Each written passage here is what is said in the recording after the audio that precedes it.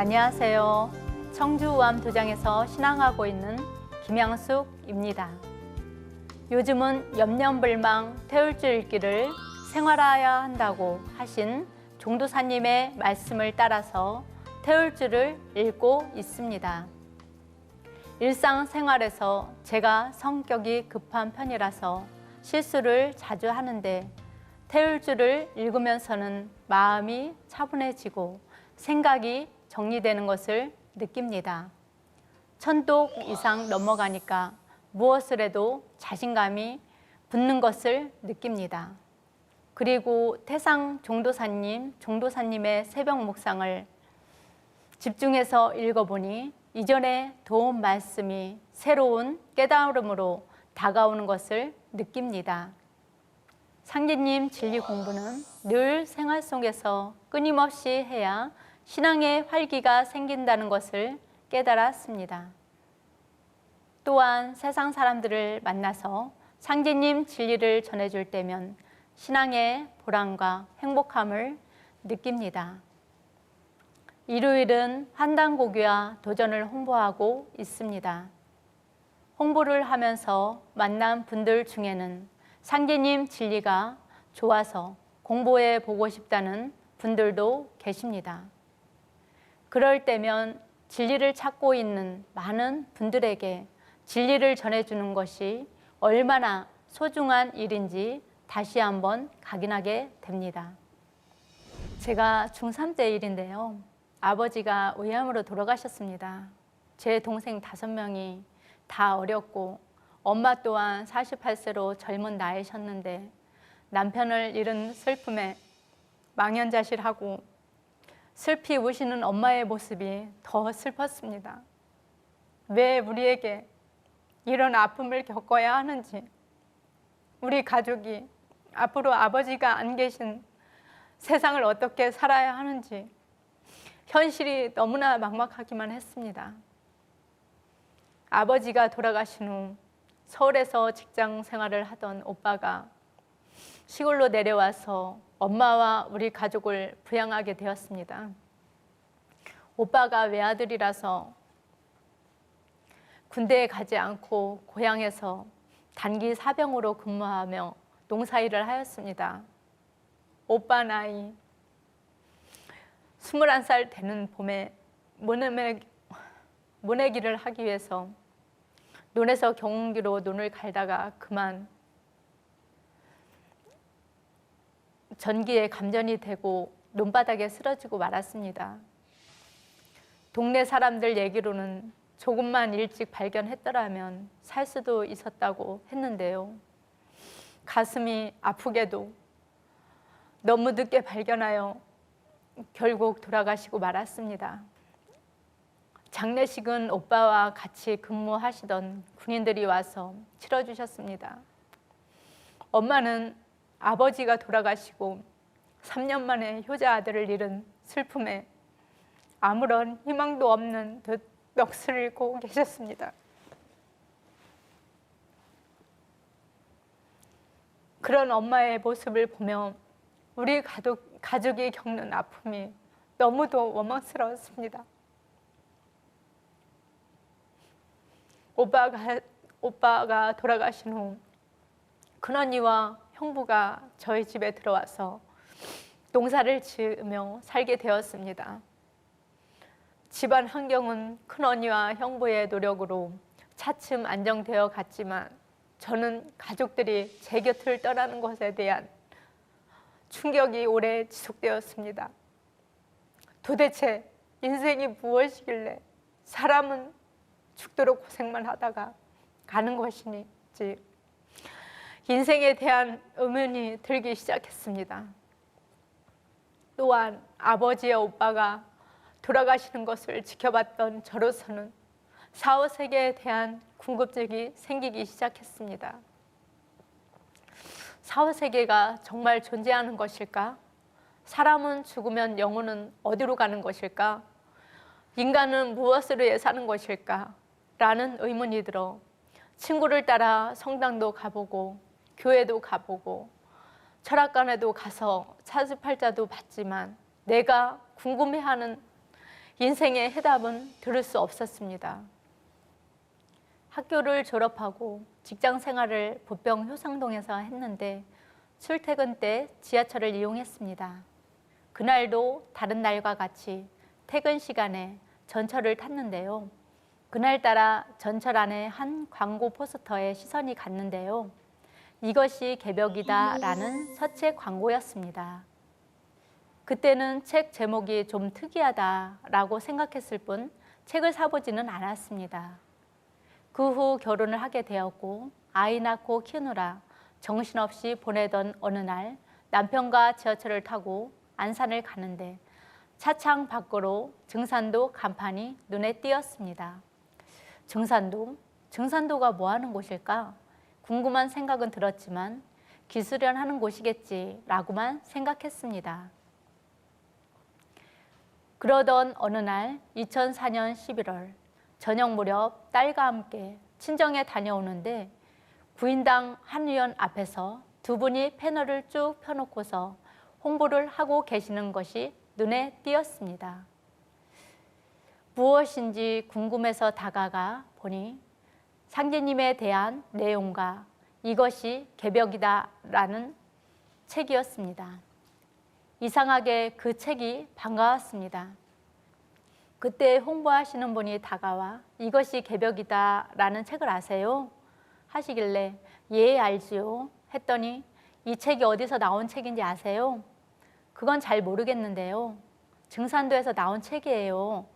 순간 남편과 안산을 갈 때 보았던 증산도 간판이 생각이 났습니다.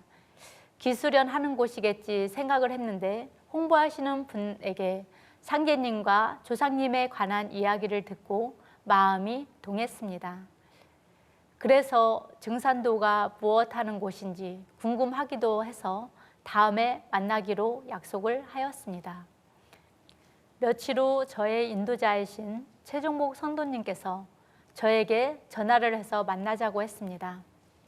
부인당 앞에서 만났는데 마땅히 이야기할 곳이 없어서 근처에 있는 편의점으로 갔습니다. 그곳에서 성도님이 노트북을 꺼내더니 동영상을 하나 보여줬습니다. 아리랑 곡의 가사를 넣은 증산도 소개였습니다. 그런데 그 음악을 들으니 마음이 찡 하면서 진리를 한번 배워보고 싶은 생각이 들었습니다. 최종복 성도님이 청주에 도장이 있는데 가서 교육 한번 받아보자고 하시는 것이었습니다. 며칠 후 도장을 방문했는데 도장에서 상주하고 계신 성도님과 포정님께서 반갑게 맞이해 주시며 인사를 하는 모습이 처음 도장을 방문한 저로서는 어색함을 느낄 법도 한데 편안한 느낌을 받았습니다. 안병주 소호사님이 우주관에 대해서 말씀을 해주셨는데 처음 들어본 우주일련에서 인간의 삶의 목적과 상제님 강세 소식, 천지에 도는 춘생추살이라는 처음 듣는 진리 이야기가 너무 놀라웠습니다. 제가 말씀을 들으며 가장 좋았던 것은 신도세계에 대해서 알게 되었을 때 그토록 궁금했던 사후세계의 비밀이 풀리는 것이었습니다. 도전 2편 23장에 보면 상제님 말씀에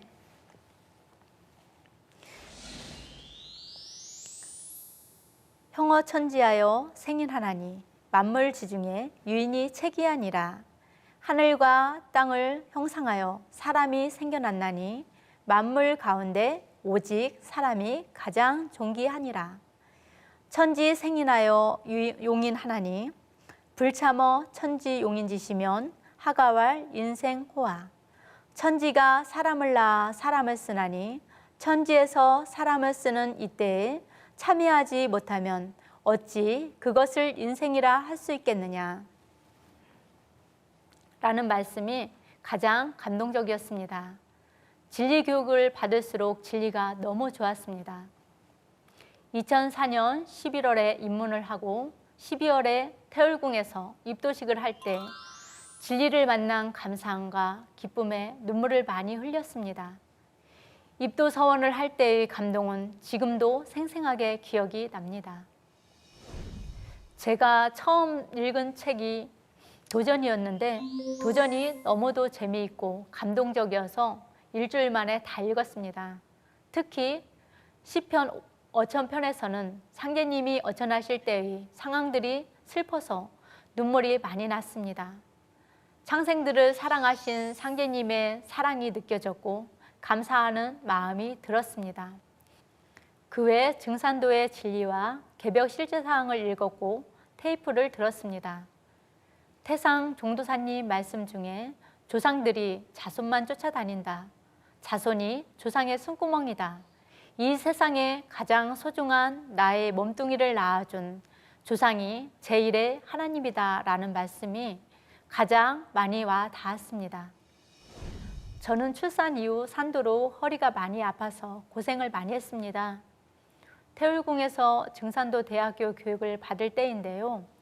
도공을 하는데 태울궁 무대에서 태상 종도사님, 종도사님께서 직위금지 원위대강을 같이 해주셨습니다. 두 분을 따라 직위금지 원위대강을 하며 집중해서 도공을 하고 있는데 흰빛이 저에게 다가오는 것이 느껴졌습니다. 갑자기 허리가 뜨거워지면서 허리가 쭉 펴지는 것이었습니다. 산후후유증으로 인해 허리가 아파서 펴지를 못했는데 그런 체험이 있고부터는 앉아서 수행을 많이 해도 허리가 아프지 않았습니다. 청수를 모시고 기도를 할 때면 조상님들이 저와 태울주를 함께 읽고 계신 모습이 자주 보였습니다.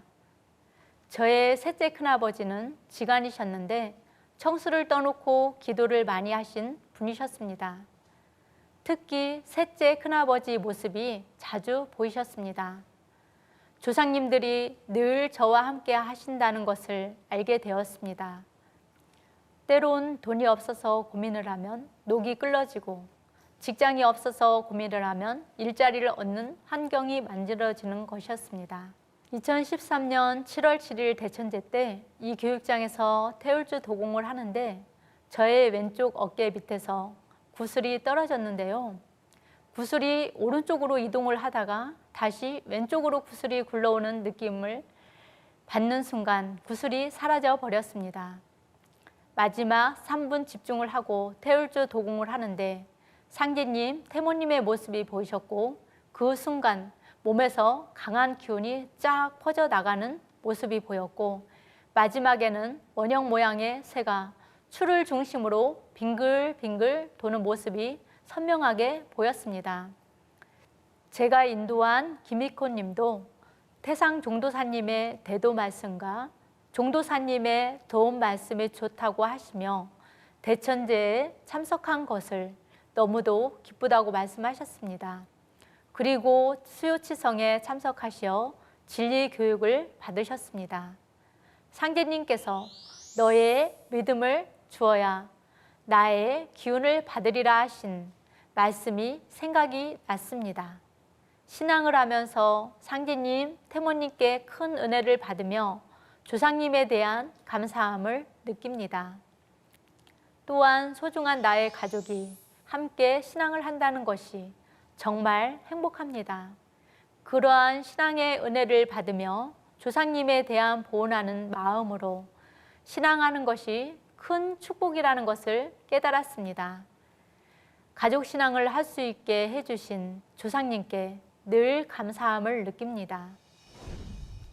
11편 118장의 인생의 근본 원리에 대한 태모님의 성구 말씀이 너무 좋아서 성구를 암송하고 다닙니다. 제가 한번 읽어보겠습니다. 인생을 위해 천지가 원시 개벽하고 인생을 위해 일월이 순환 강명하고 인생을 위해 음양이 생성되고 인생을 위해 사시질서가 조정되고 인생을 위해 만물이 화생하고 창생을 제도하기 위해 성현이 탄생하느니라. 인생이 없으면 천지가 전혀 열매 맺지 못하나니 천지에서 사람과 만물을 고르게 내느니라. 천지 일월이 인간 농사를 짓기 위해 존재한다고 하신 태모님의 말씀은 전 인류가 다 알아야 하는 말씀이라고 생각합니다.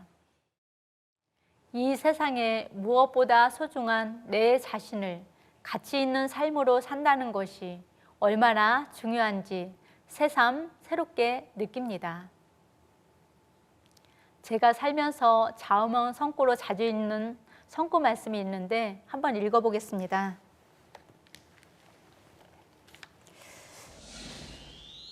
지천하지 세자는 유천하지 생기하고 암천하지 세자는 유천하지 사기니라.